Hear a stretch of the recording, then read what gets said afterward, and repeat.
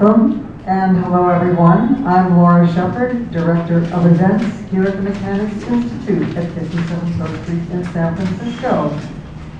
We want to thank you for joining us here for our program with Monika Zgustova for her new novel, A Revolver to Carry at Night, and she will be in conversation with Sabrina Jaszi.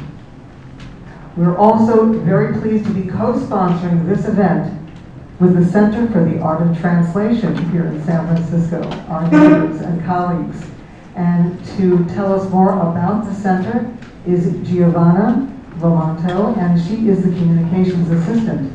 Giovanna.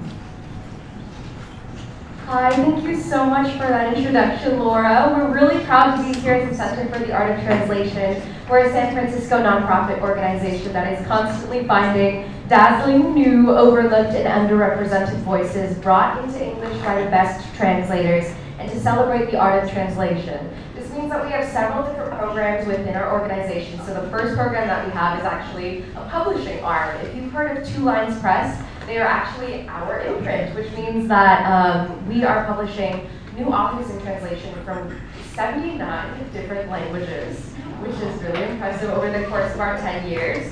And in addition, we have a new book coming out next Tuesday through Two Lines Press. It is an indie next pick, so if you go into any indie bookstore and ask them about woodwork, they are going to hopefully say lovely things. It is a horror novel from Leila Martinez. It is her English language debut, and it is receiving rave reviews. It's about feminine rage, Catholic saints turning into praying mantises, and a house that eats evil men. So if you're looking into that, woodwork available Tuesday. Our second program is that we run a poetry education program that works with poetry and translation. It's called Poetry Inside Out, and if you're interested in connecting us to a teacher in your life, or if you are a teacher yourself, please keep in contact. We have some sign-ups in the back for a QR code that you can use to sign up for our newsletter. You can choose any of our programs, you can choose any of our events. I personally read the newsletters and would love to see you on our list. And I'm very excited to also say that we bring forward events at lovely places like the Mechanics Institute.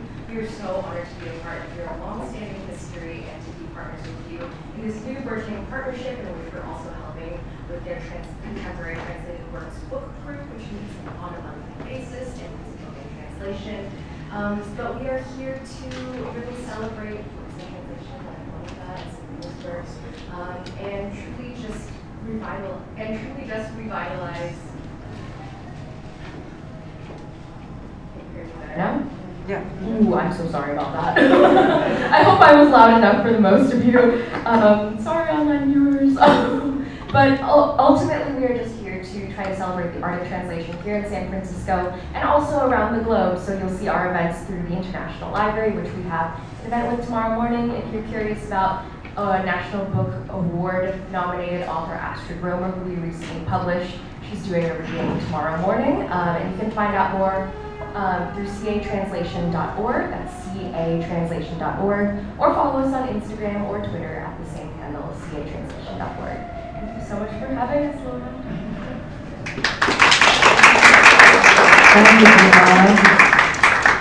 And just to introduce our program, A Revolver to Carry at Night is a beautifully written, rich and sweeping novel by Monika Zgustova, which immerses us in the daily life of this remarkable couple, offering insights into their complex personal and professional relationship.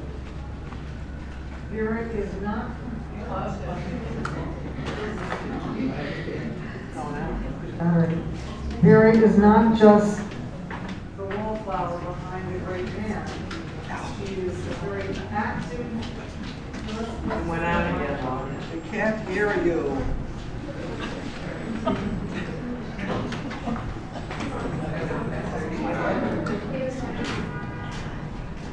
Véra is a very active part of his creative process and his life, of course.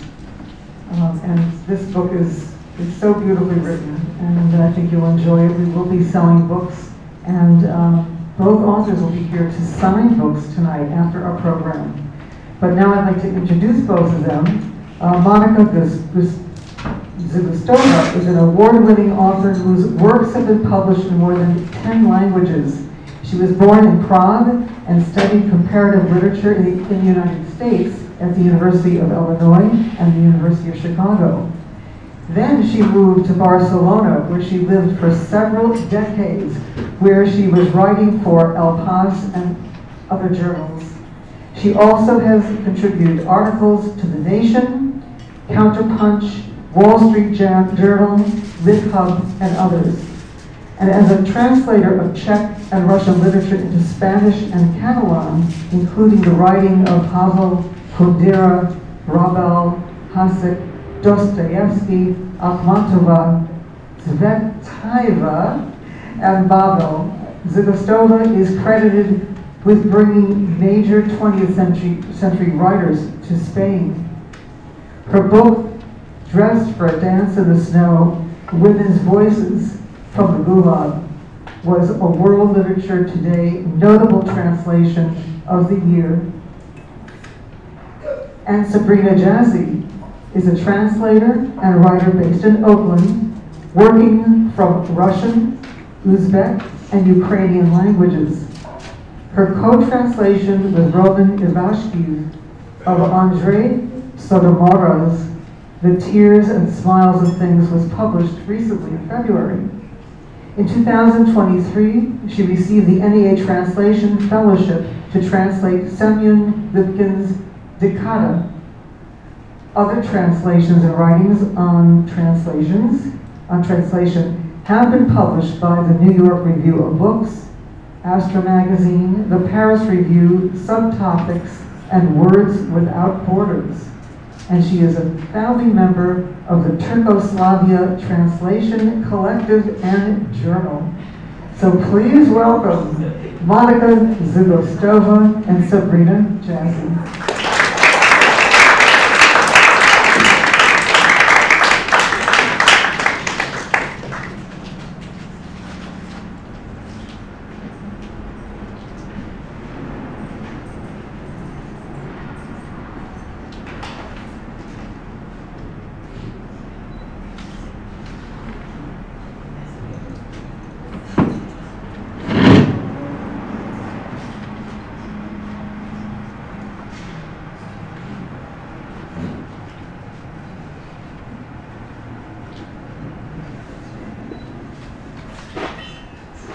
Good evening, everybody.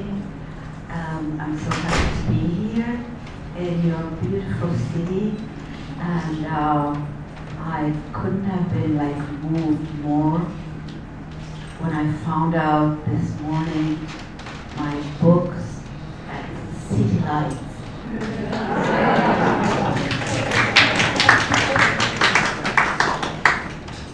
Sabrina and I are going to start with some reading.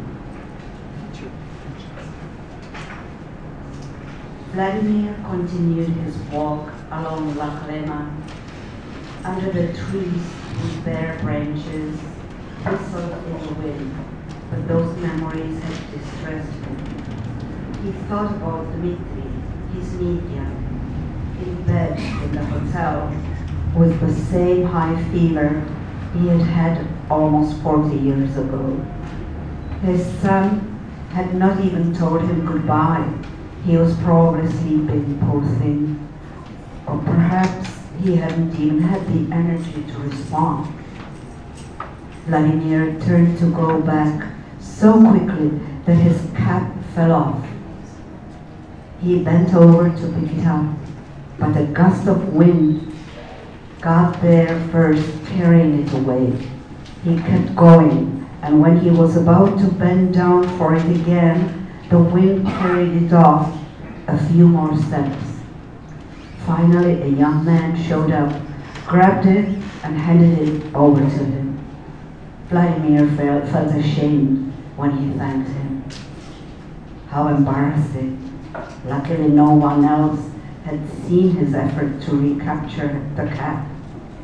Old age is humiliating, not in itself, but because it puts a man in awkward situations.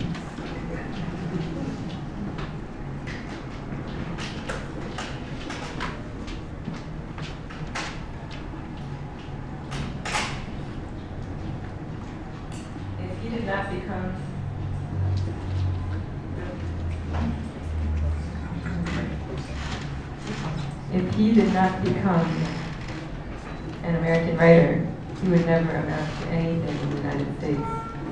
Véra was determined to use English. He told himself that in his case, inspiration had always been like an electric current, an impulse.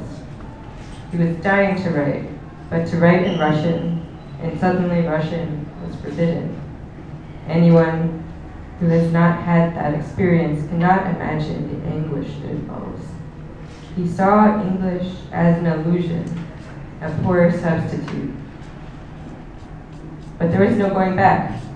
Giving up his Russian that was so flexible and so dear to him, and taking on a language when he was less than 100% comfortable with its nuances, was one of the tragedies of his life.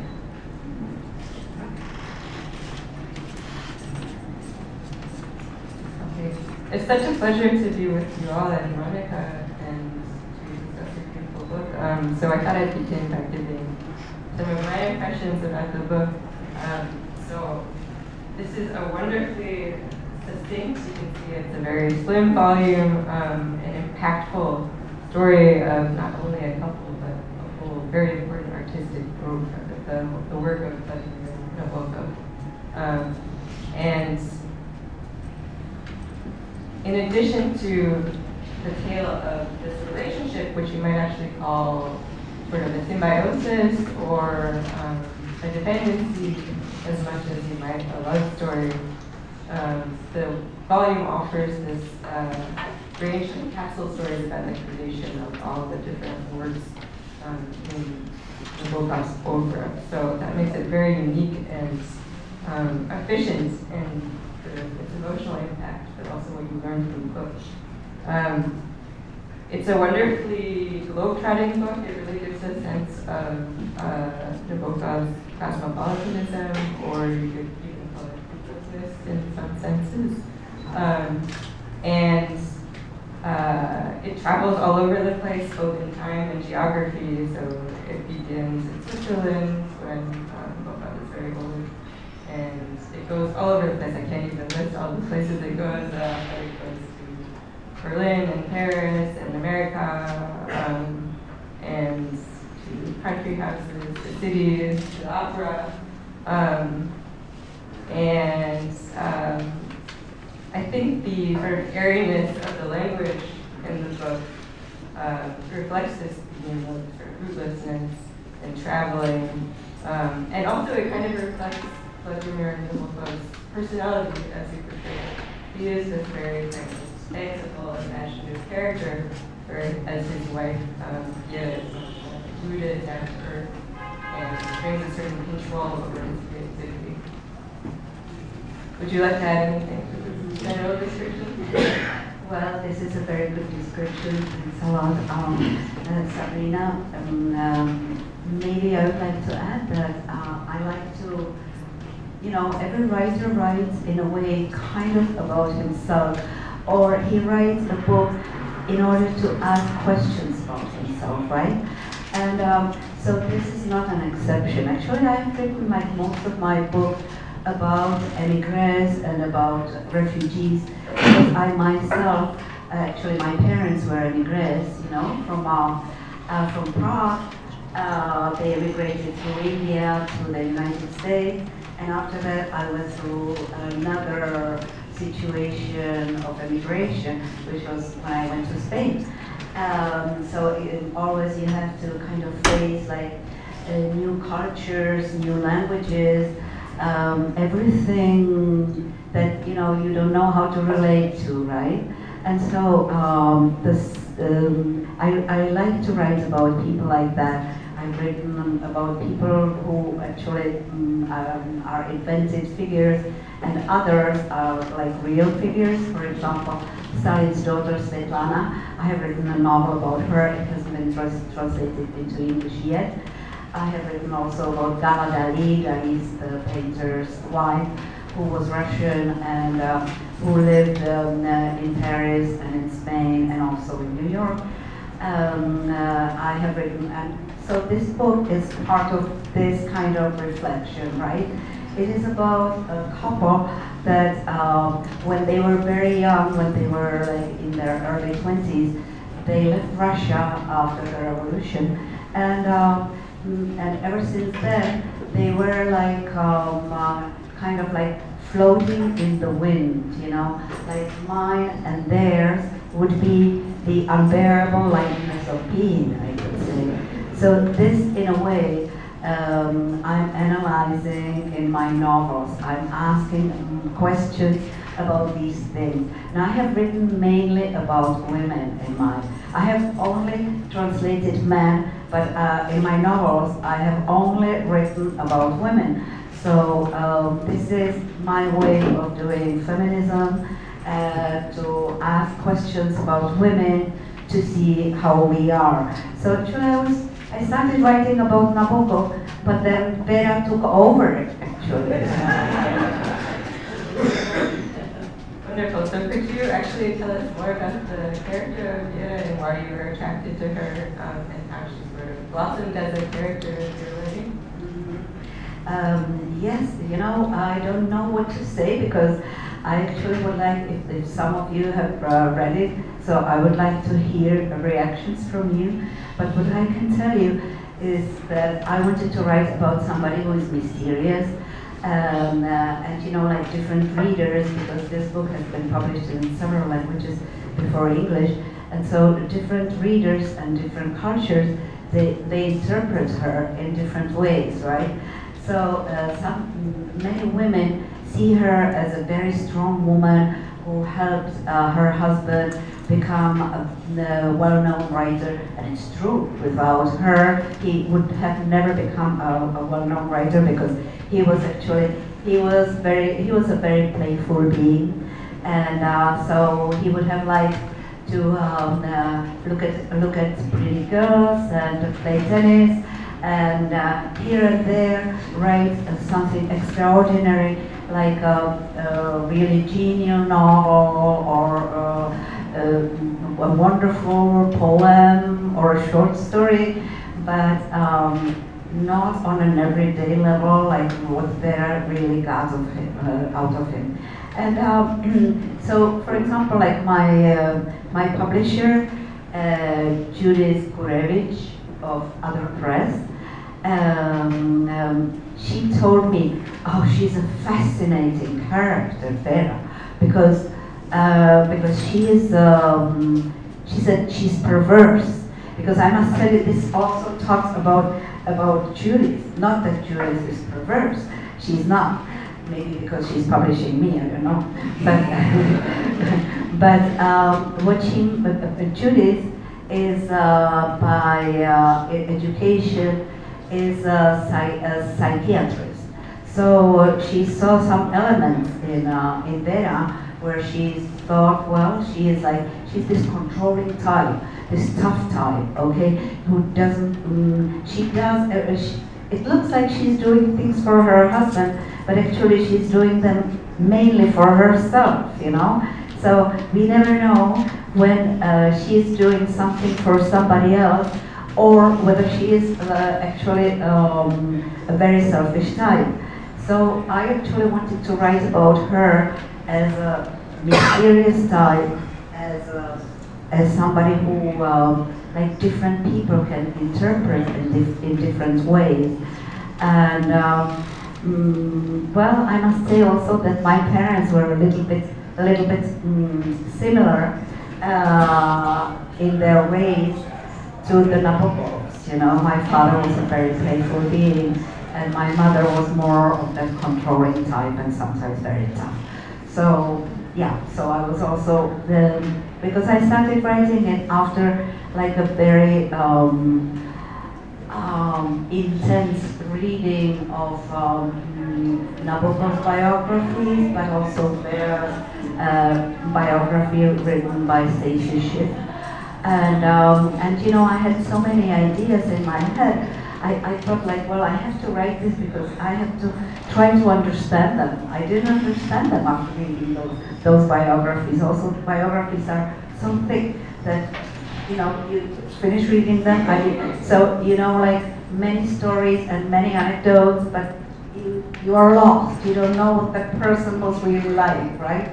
So I think this is why I had to write this book. Yeah, that's wonderful. I totally agree. I think much of what you would get from this book very efficiently, much more powerfully. And I guess that brings me to the question of the research you did and the way you sort of constructed the novel. You have wonderful scenes from which you kind of gain these memories. So, for example, you have this whole section devoted to a summer in Holland in 1937 when the couple is visited undesirably by a lover of Nabokov at the beach. And there's another wonderful scene in section 30 where Yev is driving through the night sort of in a somewhat impaired state in order to make it to so I was wondering if these scenes, did you find them in letters or in your life? How much was imagination and how much was usually I do a lot of research, like really very much, because I like to know everything about the person, the figure I'm writing about, okay? So in this sense also, like as I said, I read all the biographies, and I read like most of Nabokov's writings. I read Pnin several times because in Pnin there is a lot. It is a very autobiographic novel. Actually, it's such an interesting novel where he is kind of like, he describes himself as two different beings, right? And I read, and I could, little by little, I could start seeing in which novels and in which short stories he writes really about himself and about his relationship to Véra, right? So it's, I could really start distinguishing it, you know. For example, there are some short stories, like one is called Bachmann, and it's about a pianist who always needs his lover, who, well, maybe she isn't really a lover, but she is like a lady that he always needs her to see her like in the first row of the theater where he plays, and without her there, he cannot play. And this was Nabokov actually wrote this short story when he was very young, like when he was like 26, 27, and when he just started to see Véra, and maybe they were already married, but for a short time. And I felt, and I'm sure, I'm positive that it is about them. There is one line though. The short story says, someone says, well, what a love story. And then the pianist's agent says, Bachmann never loved Madame Perrault. And I thought, oh my God, this is very meaningful, because literature never lies. Art never lies. It's true. It's like art is real. It's always real about the writer. And so I really took a note mentally about this, and thought, well, it was probably a friendship with Véra. And that's why I dedicated a whole chapter to Irina, who was like one of Nabokov's lovers, probably like the most passionate relationship of his life, because she was like a symbol for the other lovers, right? I also wrote this book because sometimes when I was doing my research and went to archives and stuff, I saw like many articles and reviews which said, well, Nabokov wrote Ada about, which is a love story, about Vera because she was like his, and they were so much in love. Or he wrote Lolita about Vera because they were so much in love. And I thought, nonsense, you know, like when you are for decades with a person, it's friendship, but it's not passion. So he was looking for passion in other women.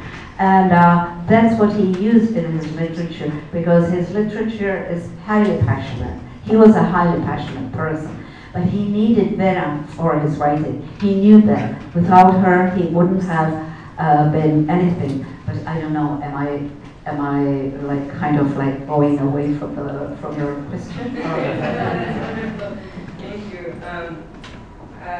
Yeah, I think one thing that struck me about the novel was the portrayal of Nabokov as kind of naive, or not naive, but there's an innocence and childishness about him. And I think in literature there's an impulse to conflate characters and their authors, and I think that a lot of the time Nabokov is viewed as Revolver, as this master manipulator, actually, sort of diabolical character. And actually one of my professors sort of looks at Nabokov perversely, where he argues that Nabokov was incredibly skilled at manipulating his critics and his reviewers, so they always wrote exactly what they wanted them to about his books. But it seems like you arrived at a very different sort of understanding, and I liked it. And this understanding, Vera, is actually the more manipulative person. Yeah, I think I think the person you quoted, your professor, was right. But also, I think like the main person Nabokov wanted to confuse was actually Vera, you know, because he didn't want her to know who he was writing about, you know. But if I found out, I'm sure she found out too. She just didn't let him know, you know. So, for example, in Pnin, he writes about, as we said, Pnin is a character that's very close to Nabokov himself, right? And Pnin has a woman who was like an ex-wife of his, and so he describes her as somebody who he was like very passionate about, and you know, who actually has like her like qualities, her prettiness, you know, is the same kind of beauty of Irina, you know, his lover. For example, her eyes. Like Irina's eyes were absolutely striking. They were blue like the Pacific. So like any sea, like, or the Mediterranean, which is where Nabokov used to go a lot. And so I could see this, and so Vera for sure could see this as well. He wrote one short story where he was very happy that he could confuse the reader and that the reader wouldn't know at all what he was writing about. And the book, the story is called, let me see if I say it in the correct order. It's called, I'm probably, it's called Cloud, Castle, Lake. Yes, and it talks about a man who it's during like the Nazi regime, and the man goes into a beautiful countryside. He spends a day there, and after that the Nazis come and get him and take him back to his duty and to a military regime. Really on the first sight when you read it, you get the feeling that this is like a Kafkaesque story where somebody is portrayed as like having like somebody who is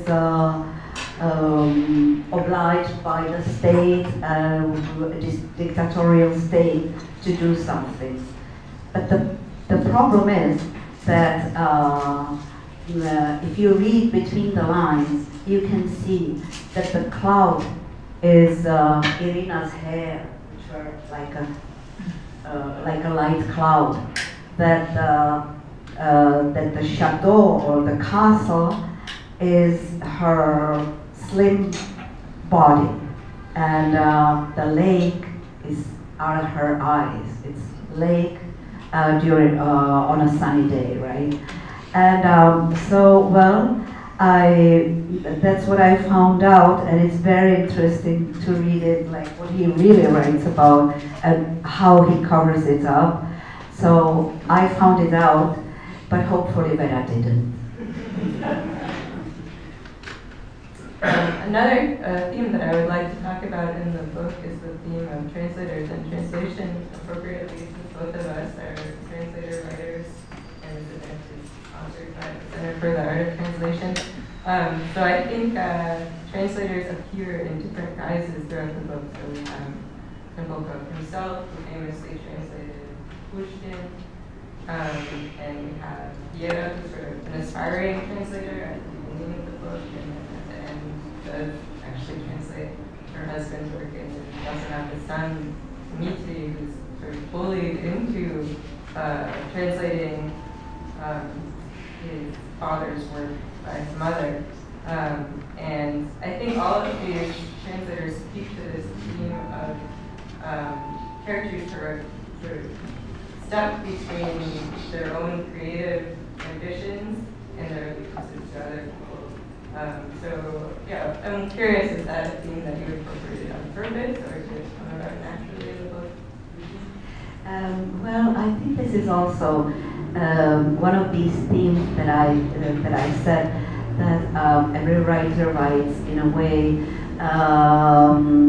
about himself, but also asks questions about himself. So I was also asking myself a question, because I have worked as a translator for many years, and I have translated like many books from Czech, and mainly from Czech, and some of them from Russian.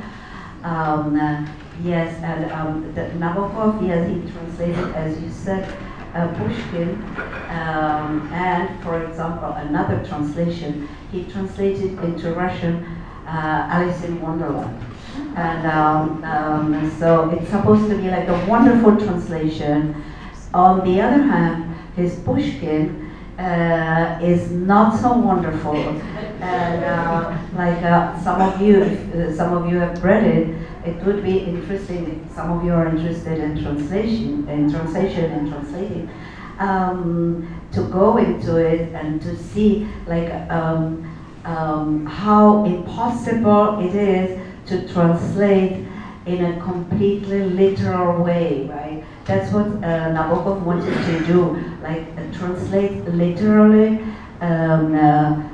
like word for word translation, where like rhymes and rhythms wouldn't be there. He sacrificed them for the sake of being literal, you know, and it just didn't work. And he got terrible. He worked on it for like more than 10 years, and he got terrible reviews. You know, he was like, yeah, definitely. He was always used to being the genius and publishing and anywhere he wanted to, and all of a sudden he got a terrible review for his translation. But it is like, sometimes I have taught translation, so I always use Nabokov's translation of Onegin as an example of how a translation should not be done, because I really think that he was wrong. Although I was, for example, I might tell you like one little story. I translated Kundera, and I knew him and his wife. We were friends for many years, and Kundera also demanded this. He demanded like absolute literality, because Kafka demanded it, and Kundera was very much influenced by Kafka. So maybe this is why he wanted it, because, yeah. But in his case, actually it was correct. And it was like very good to write, to translate him word for word, you know. But then there are other writers, for example, a Czech writer who has been translated vastly into English, Bohumil Hrabal, a Czech writer. You cannot translate him in literally. So before starting to translate him, many years ago, I went to see him and I asked him, like, if he had any suggestions for me, how I should translate him. And he said, like, I have no suggestions because I don't know how I would translate myself. And, but he said, I don't think it should be literal because it probably wouldn't work. And he told me how he worked. He said that he worked his texts, which are very much like James Joyce, you know, very much like long sentences and stream of consciousness and all that. And so he told me that he liked to have an idea of what he was going to write ahead of time, and then sit down and get the sun in his eyes and be like on the roof, sit on the roof and type on his typewriter and almost like making many mistakes, but this is how he got into a sort of trance. And so he said, like, do anything but literal translation. So I actually used his method and started translating him also like he wrote, and it gave me a good result. Of course, after that I had to go through it and really like look up every word, like, is this the correct word? Is this the correct expression? Is the sentence, does it make sense, and all that. But the first, really, like the first version was the way the writer wrote himself, and actually a translator, what he has to do is to get into the skin of the writer. So like an actor, when an actor has to act a role, so a translator is something like that.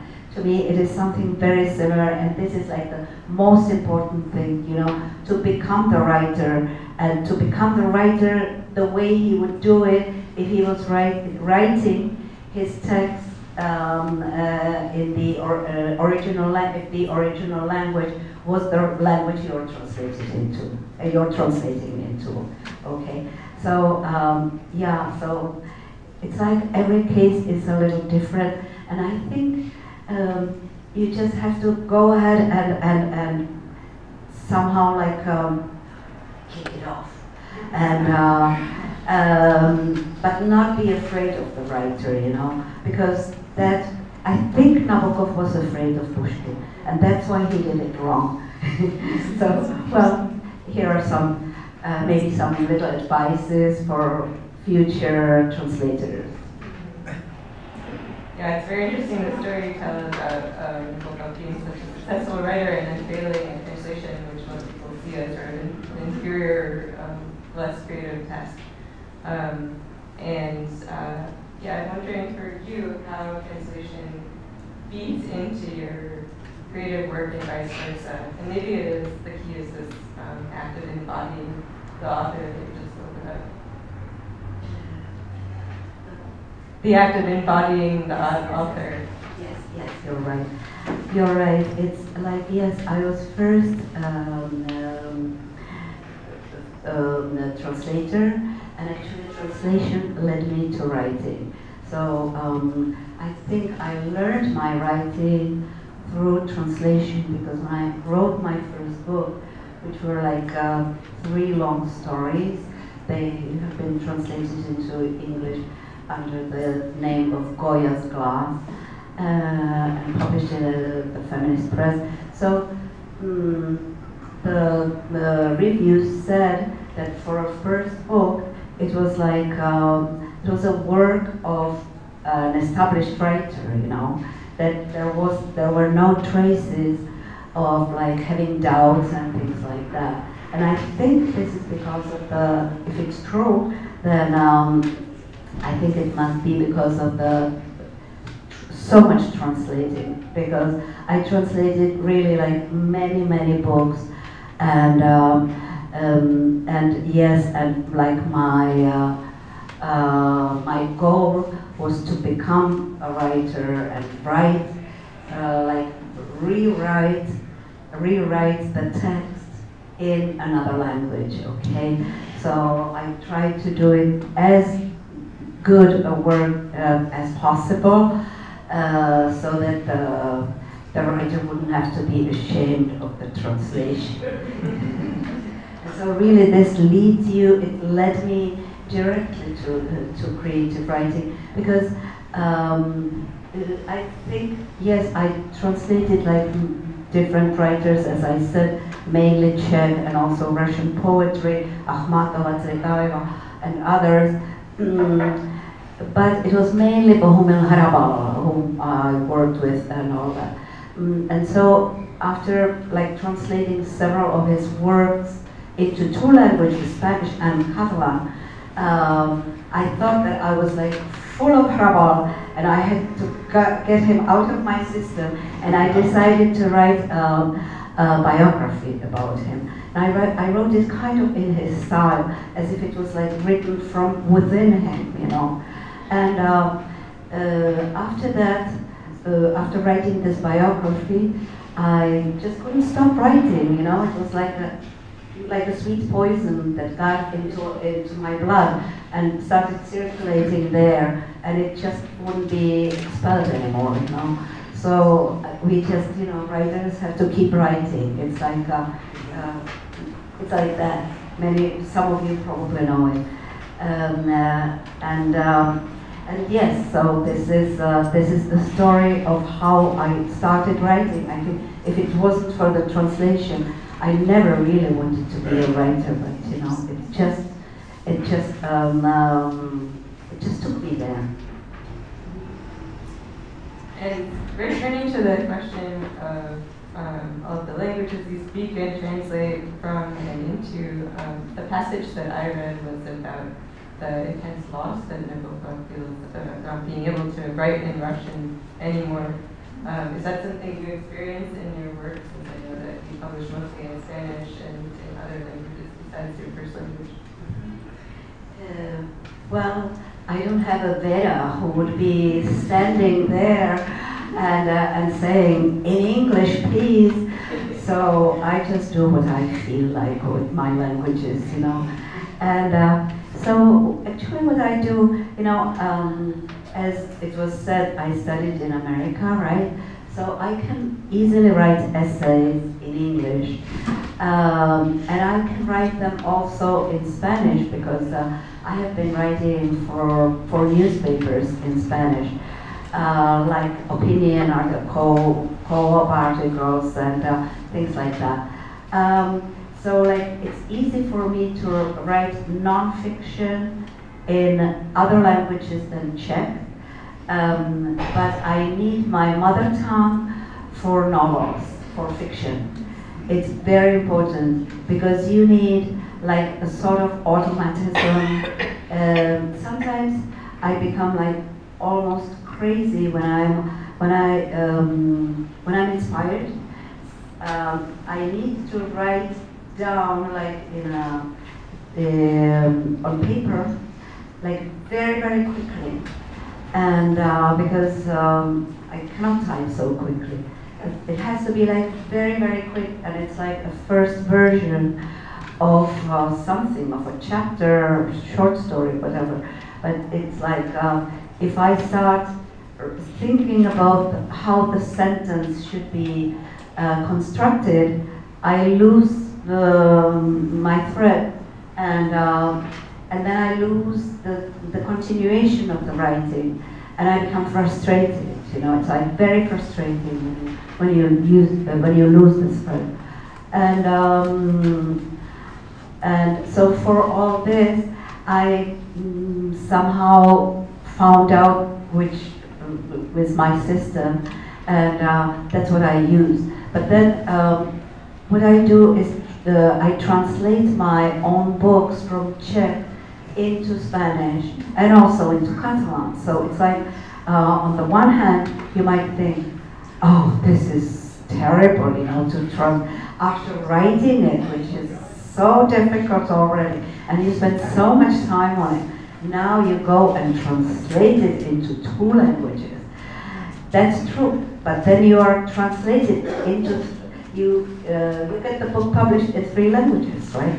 So that's not bad, and also like in 3 different cultures, they consider me their own writer, and I can get, you know, I can get writers' residencies and for their own languages, you know, which is really cool. So I am really, I'm happy about my system, and I don't think I'm going to change it, and I don't think I'm going to write just in 1 language. I think this is much more interesting for me, you know, to have several languages to write in, and also like to use my knowledge of translation to translate myself. Although it's a very different story when you translate yourself and you translate other writers. It's fascinating, and I definitely applaud you for translating into a language that is not your first language. It's incredible. I think it would be great to have one more small reading before we go to the Q&A. So, Pastor, would you like to read, or would you like to read it? Oh, okay, sure. So I'll read about Véra to give you a taste of Véra. Lolita. In 5 years, she had retyped the novel 5 times. She had devoted long hours to it, sometimes 12 a day. Another woman could not have borne such a life. Vladimir only lived when he was writing. She had driven him to it. Véra knew that in his novels, her husband envisaged another sort of life for himself, the kind of life he might have led if he had taken another path. Usually it involved another woman, someone he had known before he met her, or even during their marriage. But she had her secrets too. When she typed up his manuscripts, she looked for the best words, the most appropriate adjectives, and she substituted her own linguistic puns for his sometimes insufficient vocabulary in English. She was proud to leave her own work, although it was a small and anonymous unrolled literature. She saved the manuscript of Lolita when Vladimir, desperate because he couldn't write what he had in mind, tried to destroy it by throwing it into a wastebasket to which he had set fire. We'll keep it, was the only thing Véra said.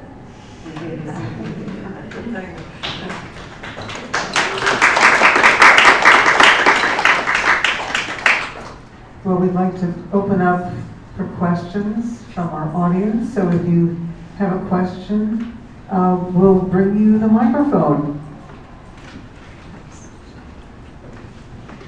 Thank you, this is fascinating. I have 2 questions actually. One is, for you as a writer, when you translate into Spanish and into Catalan, do you ever find that you make changes that improve the book for you in such a way that you take the changes back to the original version? And for Véra, what do you think were her particular... Can I first answer the question, and then you can ask me the other one? So it's about changing, right? Changing things in my books. Oh, I do, and I do change a lot, you know. So it's like every version is different. And in Barcelona, there is somebody who is writing a thesis about the differences in my different versions, you know. And it's like all of a sudden I feel free because it's mine. And so I'm not going to accuse myself of anything, right? Of being unfaithful to myself. So I really like this freedom that all of a sudden you have. It's wonderful. It's sometimes I don't know if it happens to other writers also. You have like two versions of a paragraph, or three maybe, and you don't know which one is the best. So you just use each version for a different language, you know. And there are many examples like that. Sometimes it's one language I use more adjectives than in another one.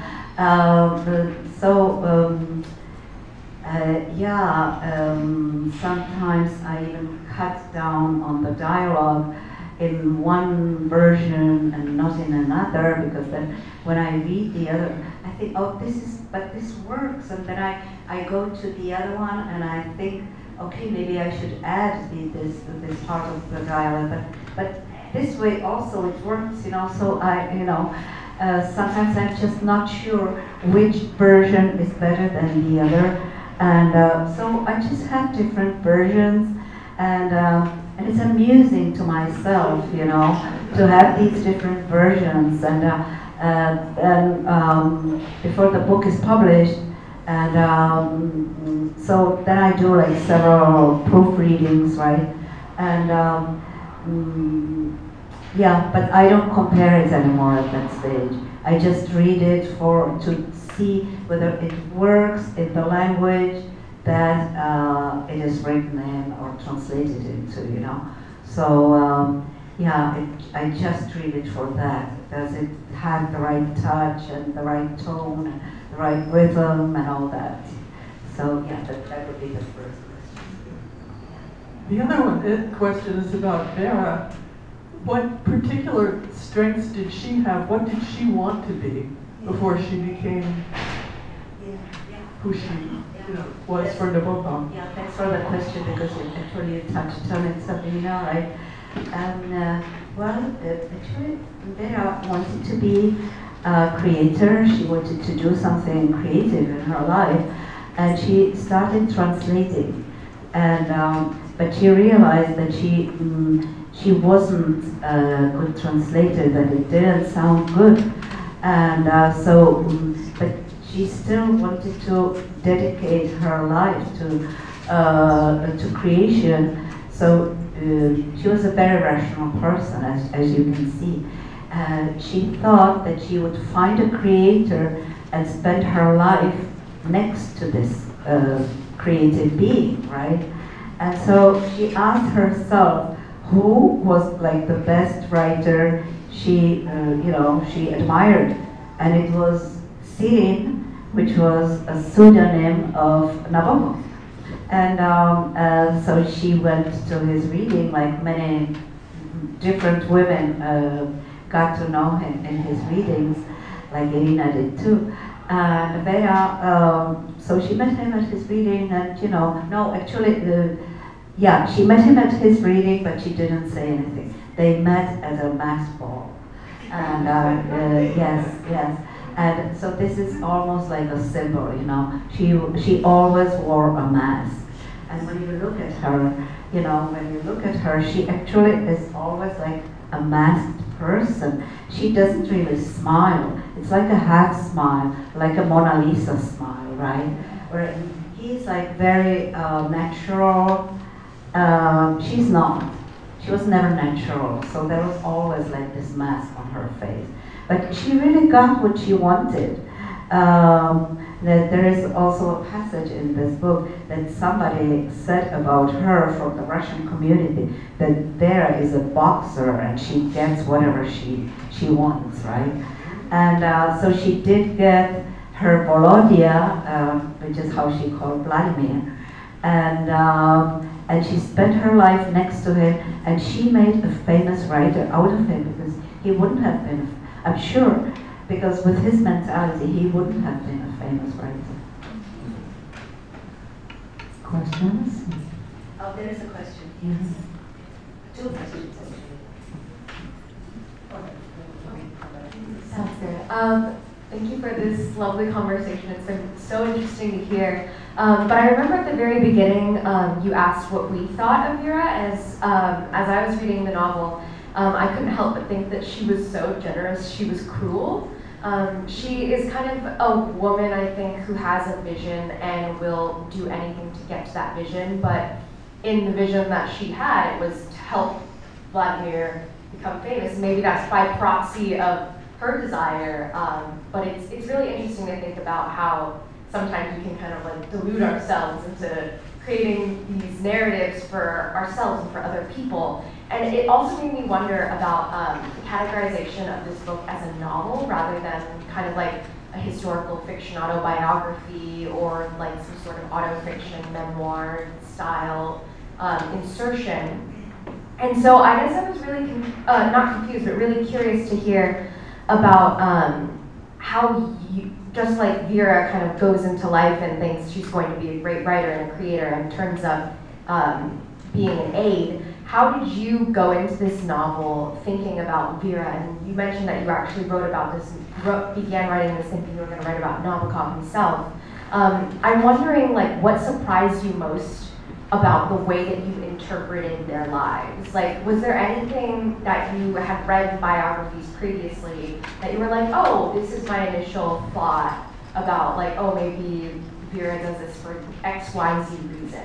But then as you're writing it and kind of getting into each character, was there anything that surprised you as you were becoming them in some way? Usually this novel is a little bit unusual in my work because actually I use many different voices here. Usually I use just one voice.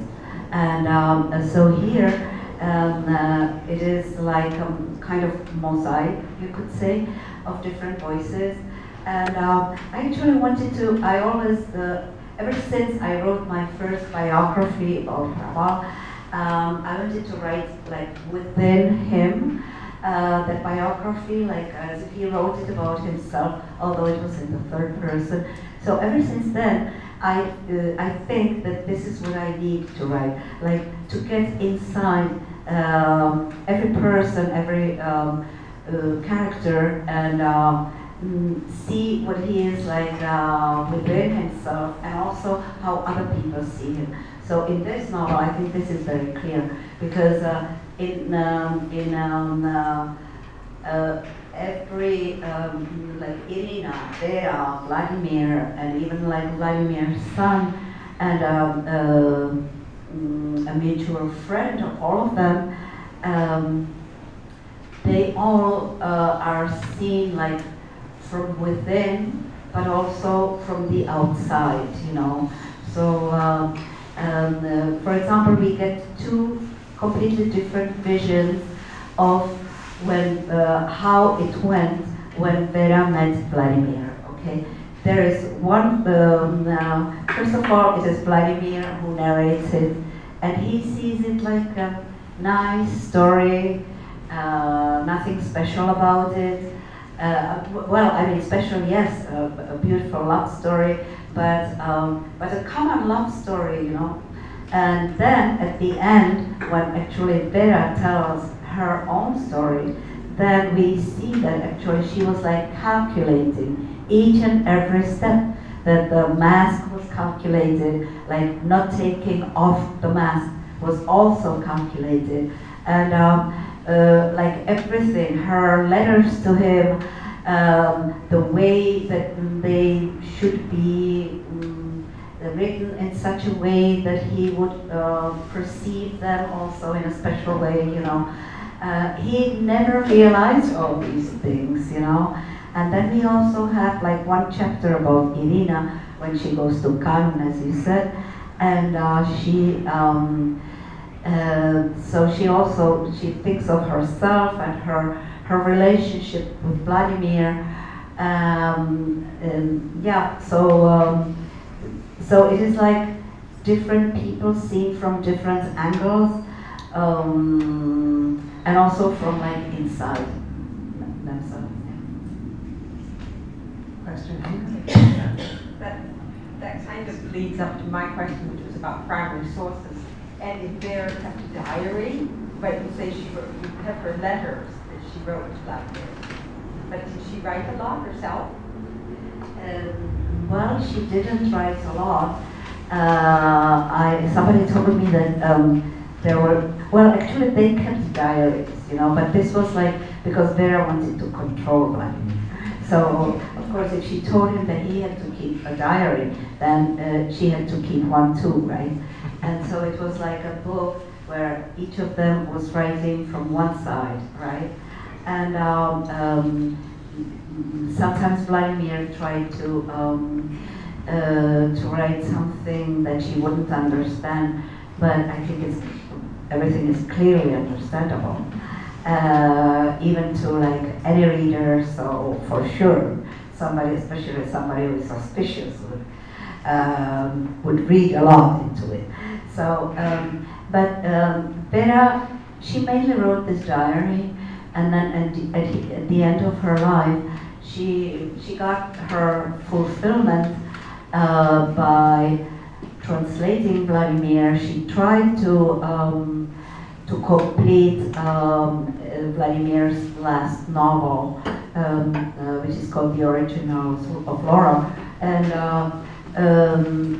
but she couldn't. She couldn't, although she knew his style very well. But she wasn't, as we said, she wasn't a creator.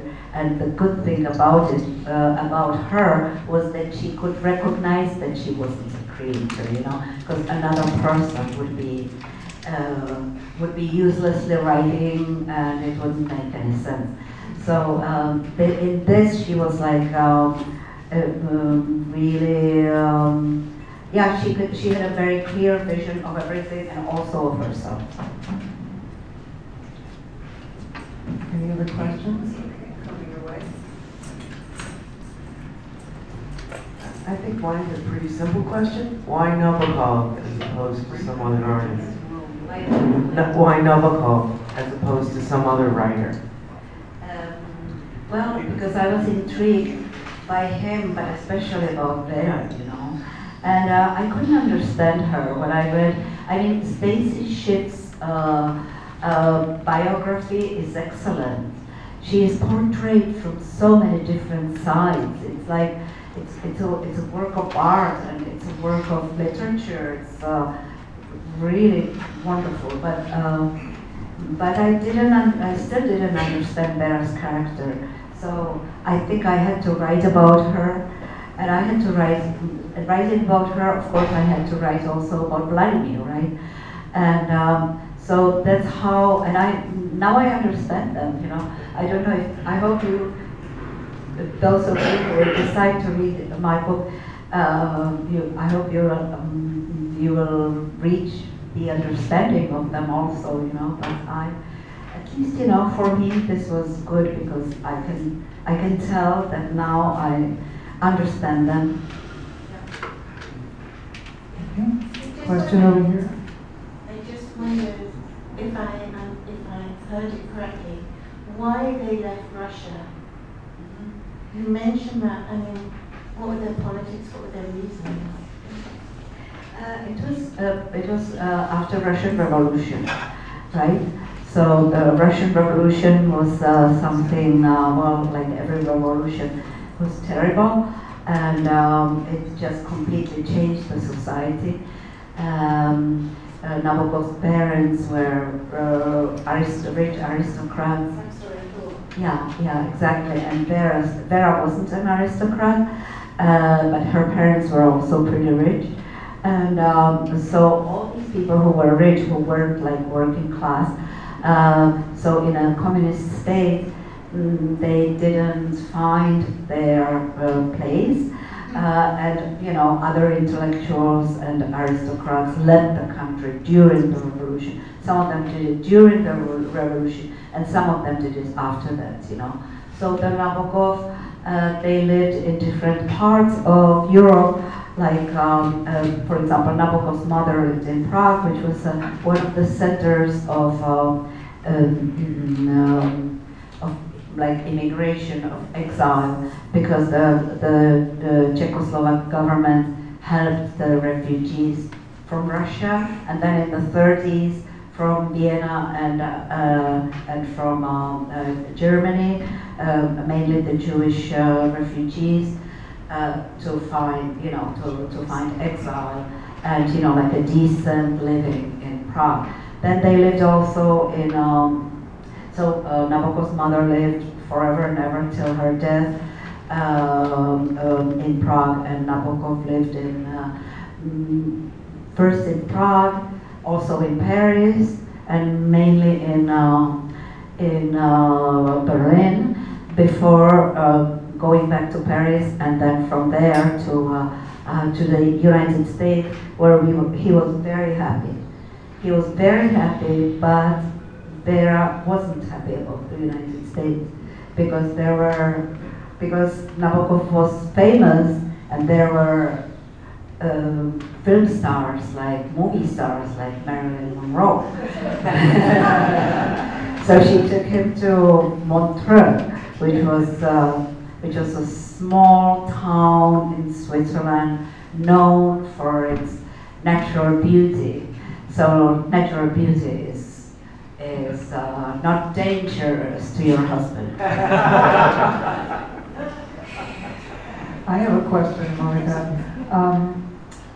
You know, we see Vladimir as this dreamer and Véra as the pragmatist of the two.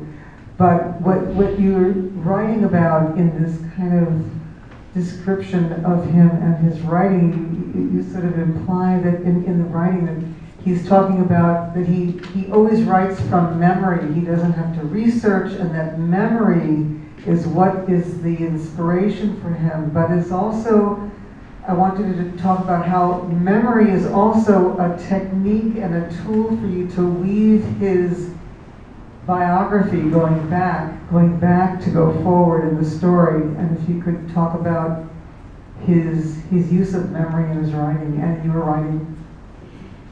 Yes, exactly. That's a good question, because it's he always used memory in his writing, and he also like named one of his books "Speak Memory," a very beautiful book, his autobiography. And in his novels, he speaks about his own life very often, and about things that he knew. Very often it's like you don't really recognize him, but sometimes you do. The more you know about his life, the more you recognize what he's talking about. Like, for example, when I mentioned Ada, he talks about his first love, which was that took place in Russia when he was about 15, 16, and the girl was maybe like 1 year younger, and they knew each other during the summer vacation in the gorgeous nature around St. Petersburg, and so that's where they fell in love, and they had different adventures over there. Yeah, some people were trying to sneak a peek of what they were doing and things like that. So we can see these things in his writings, and even, for example, like when he wrote his first novel, which is called Mashinka, or Mary, he already wrote about this first love, and because he was in correspondence with this girl. They were very young, and Vladimir wrote. He wrote about other emigres. He wrote about her, and actually, like in this novel, he writes about making a decision to forget about his previous life and like throw himself into a new life of an emigre and a writer. Are there any other questions? In that case, I'd like to thank Monika Zgustova and Sabrina Jaszi for an inspiring conversation for both bibliophiles and translators alike. And we hope that you'll join us for our next program, and also we look forward to more collaborations with the Center for the Art of Translation. Much thanks.